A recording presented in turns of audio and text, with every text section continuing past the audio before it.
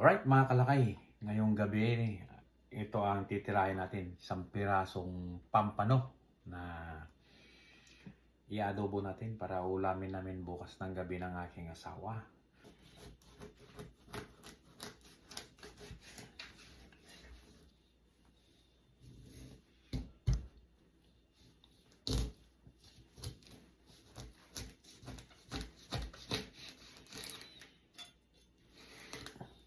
Yan, so biniyak ko yung ulo.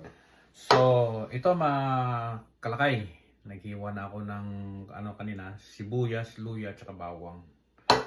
So, naging 4 na slice yung pampano na maliit. Yan, yan ang isa, 2,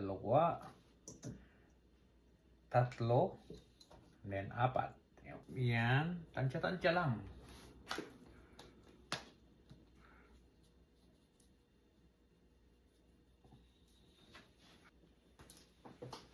Ito, walang tubig. Yung dato puti na ang magluluto dyan. So, isalang na natin mga kalakay. 10 minutes na itong kumukulo. Lagyan natin ng 3 sili green. Yan. Yan. Tapos, lagyan natin ng dark sauce para maganda yung kulay. Yun. Yan. Yan. Takpan natin ng about 5 minutes. Then, so, ito na mga kalakay. Luto na yung pampano. Ilagay na natin sa plato.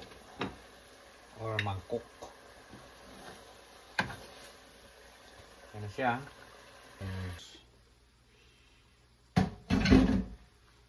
So ito na yung adobong pampano ni Kalakay.